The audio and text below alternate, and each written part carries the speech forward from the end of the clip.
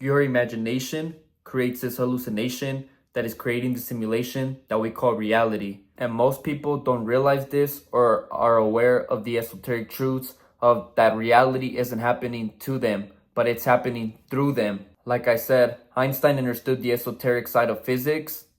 Einstein also understood that the physical world we see is a reflection of the unseen energy and thought. The inner world creates the outer world. The mind projects the movie that you call your life.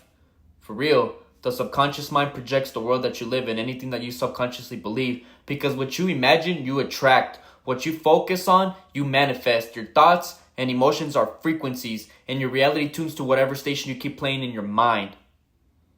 And Christ consciousness, Buddha, Krishna, they all taught the same message, that the kingdom of God and the kingdom of heaven is within. They were saying shift your frequency from fear to love, to unity, and your outer world begins to reshape itself. Watch.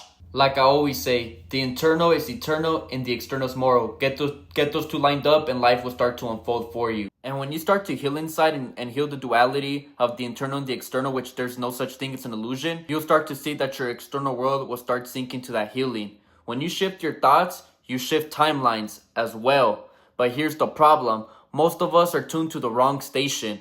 We've been programmed since birth to stay comfortable in low frequencies like fear, distraction, doubt, comparison.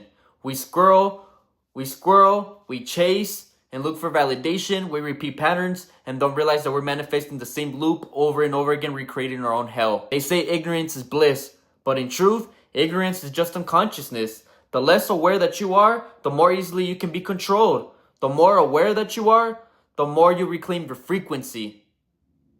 Know thyself. That's where the saying comes from in the Matrix, know thyself, because once you know thyself, you cannot be manipulated. You must know who you are internally before the external gives you that validation. Once you realize you're the radio, you can change the channel. You can decide what energy to feed, what story to believe, and what timeline to live on.